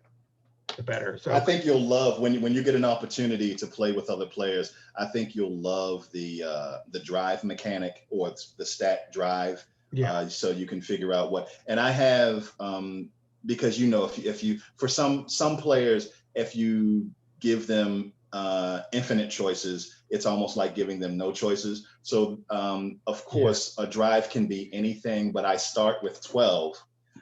To kind of give you guidance, and if you think of something that you would prefer to have your goal or core belief be, you can of course use it. And I'm sure you'll love the aspect of selecting a connection with another party member and justifying why that connection exists. Man, it just makes the connection. well, yeah, it's more prompt for character development too, because it makes somebody think, why am I doing that? So you're posing these questions, you know what I mean? Why am I hanging out with these guys? Yeah, and so that's what I mean when you ask. It deepens that character, and that's an attachment there, and people get close to it, and get close to their perception of who the character is, because they're walking in their shoes and they want to express that character, but just how are they supposed to be interacting with the other people? So even your examples, like your 12 or whatever, yeah, that's still the same mindset that you got apparently throughout the book, that you're still giving the person who really don't want to think about it, you're still allowing them to key off of something and giving them a seed or genesis to say, you do that. If somebody else wants to think about a different reason or whatever, yeah, open the door for them. But you're still offering a book that will pull in various types of players, whether they're already of the mindset that where they want to come in and be sophisticated in character play or not. You know what I mean? Whether they come in and just say, well, what are my options? Well, these 12, you know, but it's subversive in that way that they're going to start thinking about it eventually, and they'll get developed and more attached to the character that they're emoting. And those, because they're human beings, man, we all are. So it's going to happen psychologically inside the game anywhere where they're making attachments and everything. Even if they weren't predisposed to do that from the onset, you're still giving options and opening the door for more players. That's great. Right. That's great. So, yeah, I know I can talk all about this stuff like that, but it was a bit of a surprise to me when I watched those 3 videos. It's like, dang, you know, I think that's where he's going. So, yeah. I named the character Druss, by the way. Huh? I named the character Druss, which is yeah. Are you familiar with the David Gemmell novel? David Gemmell novel? No. Oh no. Yeah, they're great. If you ever that was one Eloy and Jose knew immediately when I told them. But if you like high adventure and high fantasy, Conan-esque or whatever like that, he passed away some years ago, maybe 10 years ago. But his works are still out there. But I would suggest reading one of his novels if you ever get a hand on it. Cool, excellent, man. Thank you. Yeah. But anyway, yeah, this is great. I don't know if you got anything else you can run me through, or if you want to. Well, sure. So the bear runs away, and the boy is laying on the ground, breathing hard. And what do you do? Okay, my nostrils are still flared up from excitement. Um, I'm blowing them real quick, and I look around after making sure that the bear's gone off and grabbed her cub. Seeing that she grabbed her cub is more of a relief too. So she's running for that. So I'm snorting, and then almost like the child comes back into my mind when I hear it panting or making noise or whimpering or whatever it's doing. I turn around and look, and I stand there and just stare at it for a minute. But I drop my sword and my shield down slowly. Okay. And so I'm just kind of huffy breathing, looking at him and seeing if he notices. So he definitely looks back at you, and his face goes from relief to back. When he looks at you, goes back to fear, and he yells, "Ah, orc!" and stands up and starts running in the opposite direction away from you. And something I should let you know, so that you know, because you are a denizen in the world. So orcs came to the island as about 200 years ago as conquerors. They conquered several human settlements along with the goblins of the setting, and they were doing a very good job of subjugating the island. And they finally got to the elven homeland, which is on the northern tip of the island, where they were finally defeated by the elves, and with help from the trolls, which are also another player race in the setting. But they're on the trolls are not in the basic edition of the game. The trolls are illusionists and shape changers, so they help the elves beat back the orcs. And since that time, 200 years ago, the orcs have nomadically traveled the endless plains. So some people fear orcs. And so that's why, just to explain, that you as an orc, you are used to sometimes people judging you by the deeds of your ancestors. So this child he's probably already obviously frazzled from the bear, but he looks at you and he yells, "Orc!" And he gets up and starts running in the opposite direction. And give me a perception roll. So a perception roll is going to be 2d6. Again, don't forget your fate die. Yep. And you're going to roll your 2d6 and add your total perception to the roll. Okay. Perception is, 5. Okay, that is 16. 16. Oh man, that's good. That is good enough for everyday, average, challenging, difficult. That's good enough for a difficult result, and there are only 2 other results above that. So as the child runs away from you, leaving his basket of fruit and dirt kicking up behind him, and runs into out of the clearing back into the trees away from you, you see 6 men, all of them dressed in leather, right in front of him, and he's running toward them. And you see the lead human, scruffy, shoulder-length hair, wearing leather. He has a long bow, and he is pointing the bow at you. Looks like he's about to let loose with an arrow. What do you do? Okay, well, this is just to elaborate on what kind of transpired. Whenever the child got up, screamed "orc" and ran off, it's kind of an expected reaction, right? So I'm coming off the bear, and then I'm about to turn around, and I noticed the basket laying there. So I'm walking up to it, and I reach down and pluck out an apple, and I stand up there and bite into it. And that's when I notice the group of men and him running up to him with the bow. Yeah, one aiming of them right is there. pointing a bow at you. Yeah. And I'm not about to put the apple on my head. So I should. But okay, at this moment, I will straight, once I drop that apple, right? Okay. Falls on the ground. I'm going straight for the cover of the biggest tree. Okay. You know what I mean? Because they're in the tree line, right? Yep. Just to get some cover. All Bolting right. to it. That So apple he will needs, boom, boom.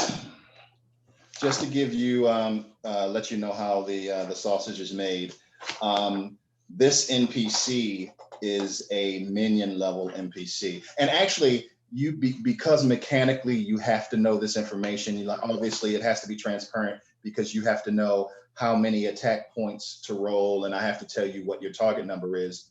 You can basically look at an individual and surmise how good they are, what level they may be. And it's all, of course, because you have to mechanically know as well. So these guys are minions. Yeah. They are the lowest level NPC in the game. So he is going to let loose a shot. You have cover, which means that his attack is hindered. So his fate die won't explode. And if he has anything that will trigger off of his fate die rolling a particular number, it won't explode because of your cover. So that's what the cover does. It prevents your enemy's fate from exploding. And the reason I don't give a straight negative is because, as you can tell, 2 to 12, the scale is already really small. I didn't want to put a negatives could be really penalizing, so that's what I came up with. Yeah. So a minion level character needs an 8 or better on 2d6 to successfully hit you. So he's going to let loose with a shot. He needs an 8. He rolls a 10. So as you duck behind the largest tree, just as you get your shoulder around the cover, he lets loose and catches you in the shoulder with his arrow. And let me grab something really quickly. Okay.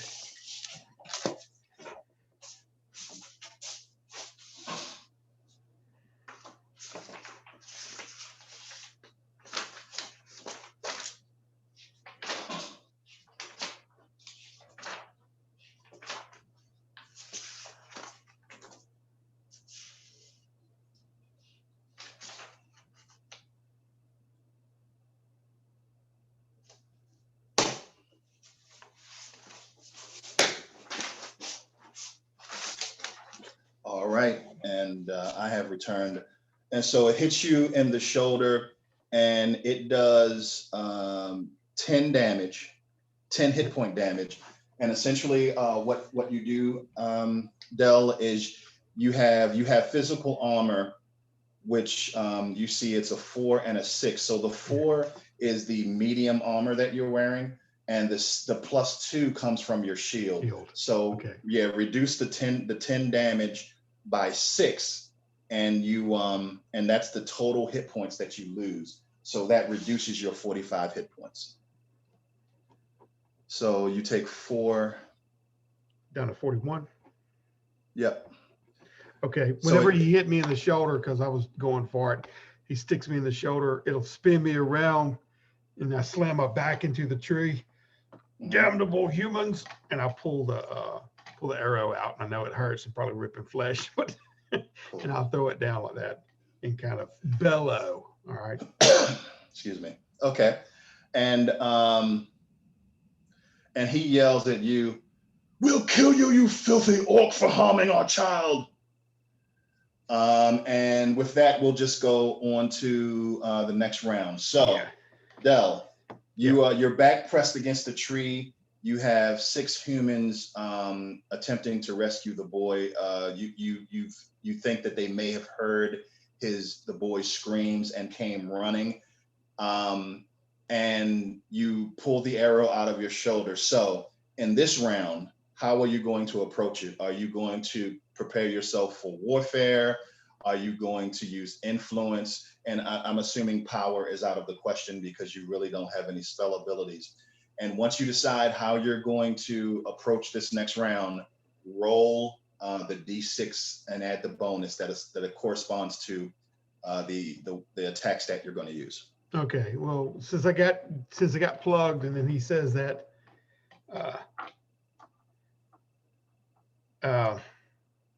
kill me for messing with his child, and I'll say,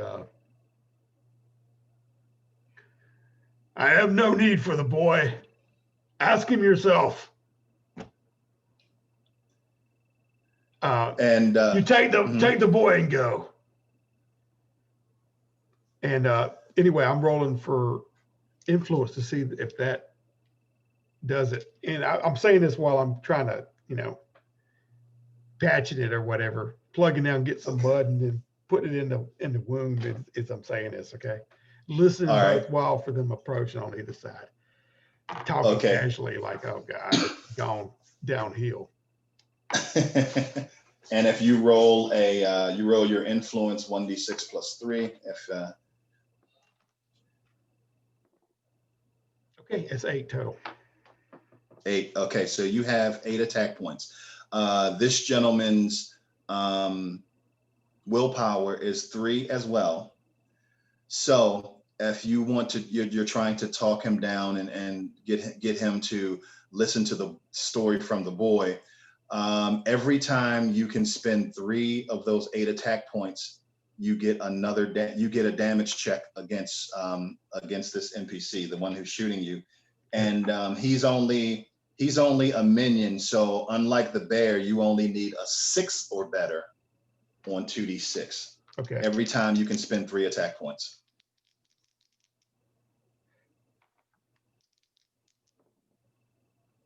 Okay, got that one. That is 11. Oh, and actually Awesome. It's explosive. Hold on. 14. 14, you needed a 6. That's plus 8. Okay, I'm going to, you really don't need to know this, but I'm going to tell you anyway. If you look at your hero sheet, you notice that one of the categories under your weapon is a category called SCM. It should say 3 SCM, plus 8. Speed plus 8. Yeah. So what SCM stands for, Del, is stun check modifier. Any attack that will cause hit point damage or composure damage will have a stun check modifier, and it's super simple. So I'll tell you what it means. The stun check modifier is if you roll your damage check and your total is the target number you needed plus the SCM, the stun check modifier, you stun the target. So the SCM for influence attacks for first level characters is 7. So you needed a 6 plus 7, you needed a 13, but you got a 14. So you stun the leader of this group, or the guy who shot you, you stun him with your influence attack. So I'm gonna say this was befriend. It sounded like there's 3, again, 3 influence attacks: frighten, taunt, or befriend. I'm going to assume you were trying to favorably get him to agree with you, so it's a befriend. So you hear the boy crying, and the guy is, "Get out of here, you filthy! We'll kill you for the..." What you? So you were so convincing with what you said, and mechanically you rolled well enough that you do what you stun him with your influence attack, which automatically he will give you what a stun means for a befriend attack is he will give you more time to make your case because you stunned him with your oration. So he's reaching back for his arrow, and you say what you say, and he says, What did you say, Orc?" Okay, I'm picking now. I'm still patting up and ask the boy, "Take your leave. I'll be on my way. It was a bear in the clearing. The bear's gone now. Perhaps you should be wary of it. Don't travel to and I'll I'll say the direction that the bear ran off. It ran off in Okay. that way. Ask the boy. Excuse me. Would you like to, so you had 8 attack points, you spent 3 of them, you have 5, which would give you 1 more attack. Did you want to try to solidify what you're trying to convince him of by making your next attack? Yeah, exactly. Okay, go ahead and roll. You need a 6 or better. That's just what I rolled, is a 6. It's a 6. Awesome. 4 and a 2. So you do 8 more points, 7, 12. So you did 8. You did 16 minuses. Okay, you seal the deal even without your stun. The boy looks up at him, and the boy is crying. I'm sorry, Father. He is correct. He frightened the bear off, but I was scared. I know there are orc raiders in the area. He looks down at the boy, and he drops his bow, and he pushes the boy behind him to safety to some of the men behind him, and he says, "Orc, you saved my boy." He drops his bow, and he comes out into the clearing with his hand up, and he says, "I'm sorry." And you can see that some of the men behind him, they have their bows out, and they have them facing down though, and they're looking at each other. They look skeptical. Like, yeah. And he looks back at them, and he gives them the motion to put their weapons down, even though they're already facing down. And he waves them to come out. He says, I'll swing out about now, from the tree, kind of slowly with my arm. And then I pat it with my other arm, showing him, as I'm coming around, that was empty. I've already put my sword back, and I'll sling my shield over my back. Okay. In case I need to take off running. But anyway, I'm showing him that I'm, still hurt from the arrow. And I'll walk out in the clearing. It's okay. No harm done. She'll heal up good. Just keep a lookout for the bear.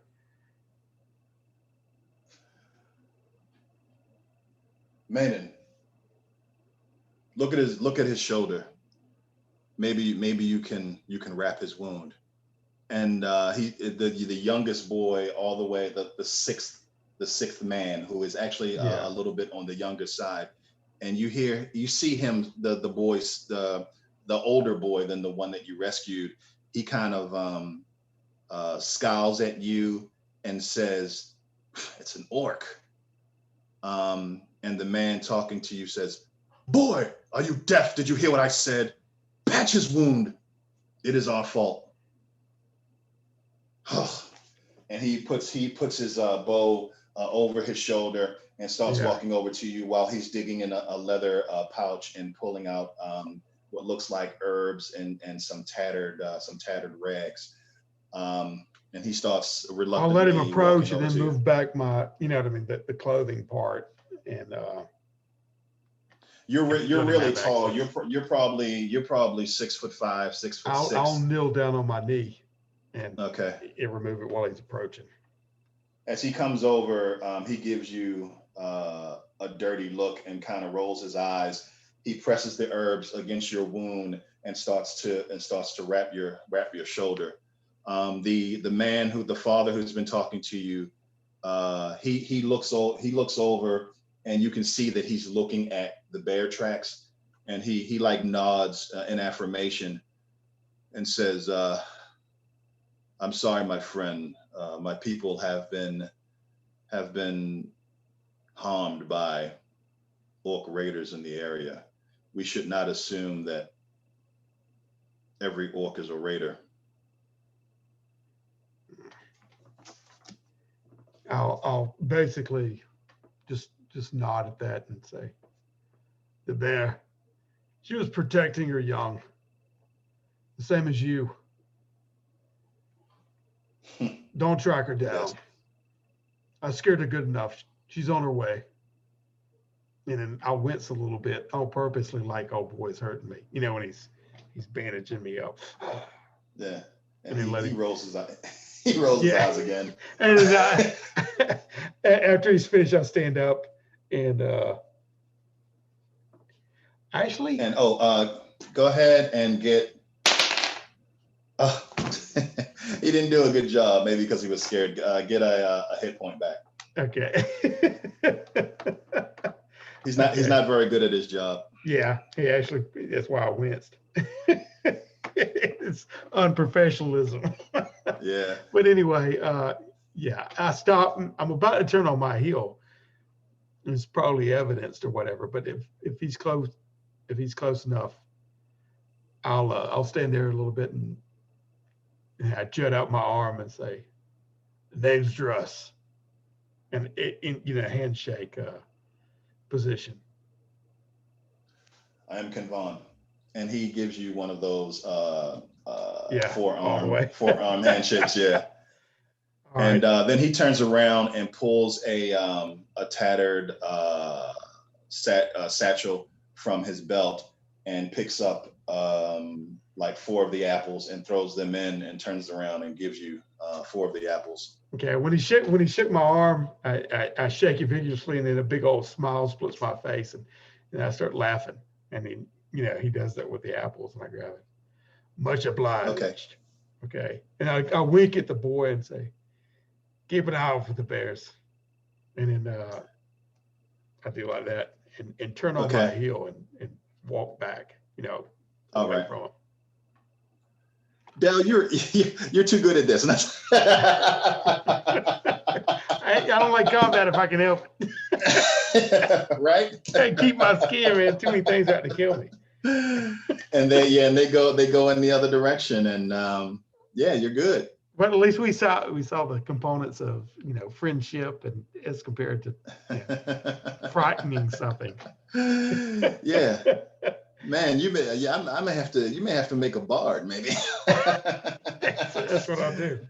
Yeah. Yeah, that I wanted to give this that warrior a little bit of charisma, so he can intimidate if he needs to. It's when you're in a situation, as you saw, you can even a warrior can talk their way out if they have a little bit of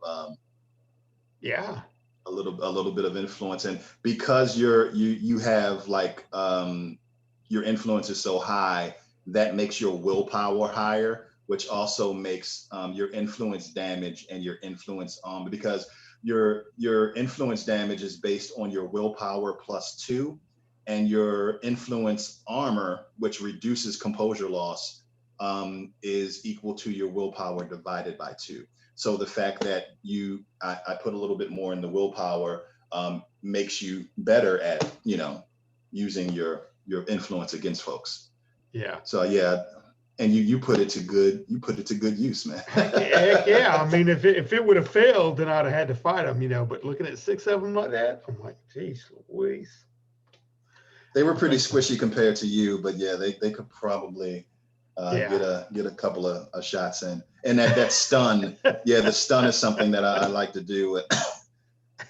It gives you a little bit more time to make your case. But still, to me, walking around in the world, man, if I could get more people friends with them, maybe I'll run into them again and they'll have some soup for me or something along the way. So there you go. The way I look at him, if he's by himself traveling the roads, you know what I mean? There's no animosity. It's almost like that character you played yesterday, where you're trying to make it by on your your good looks and your charisma and just good luck, basically. Yeah. And so a bard would be that'd probably be the way I'd need to swing it in the game. Yeah. Excuse me. But these lower level NPCs, you can definitely use some tactics other than just fisticuff. Yeah. Awesome. Thank you, man, for giving it a try. I hope you. I'm interested in playing. And like I said, the mechanics are justified. And I love the way that you're tying the two, the reasoning behind, you're immediately illustrating what this means with the mechanic as it applies to the situation and the narrative of what's going on. That's great, man. That's great. Yeah. Can't wait to play. We need to do a session of this, whether it's a one shot or a campaign or whatever. So yeah, Dell said he couldn't. I'm sorry. Jason said he couldn't shift his clients around. But otherwise he would have played. But yeah, I'll put up some posts when I have free time. Are you usually around on the weekends? Yeah, I mean, Saturday at 5 is really good for me. Okay. My son lives here too, and he's playing. I mean, he's works from home. Nice. So that's why I usually have to. It's better for me just to go. Not have the football games blaring and everything. That's what I did earlier. Yeah. But I go in here and do a little role play. That'd be great, man. That'd be great. Cool. So, excellent. All right. Yeah. Yeah. Well, thank you again. I love your game, guys. Please, you have a winner with Dark Age of Man. And thank you for helping me. Thank you for helping me flesh this out. Yeah. Well, I appreciate you jumping in. That was great. I had said earlier, I was like, yeah, I can't wait for your feedback on it, and your reaction to it. That's what I want, because cool. We can, from the inside, know what we're doing and how we're playing it. But unless you put it out in front of people, and sure, if it's taken in by them and intuitively recognized and they can play it, that's great, man. That's great. But yeah, this is a great little play test. Even though I didn't lay waste to anybody, to me, I gained some friends on the road. You know what I mean? Maybe. Yeah. And I think it shows that I wasn't just blowing smoke. Ivan wanted to test out the influence rules, so I did a session with just me and him, and he played a noble, and he was helping a damsel in distress, who was being chased by goblins, and he yelled at one of the guys to taunt the guy, and the guy stopped attacking the woman and turned around and started throwing daggers at Ivan. So Ivan wanted to check out to see let's see all this stuff he was talking about being able to use influence in the game, and he was really happy with it. So yeah, you can definitely put the throat punching aside for a second with the game. And if I would have rolled poorly and he wouldn't have been responsive to it, and they would have been getting in a position, I was fully in my mind. I would have spun around off that tree and ran like an elephant, charged an elephant right into him, and then started wailing. Yeah, because they asked for it. But me, even in my mind, I was kind of like just tired.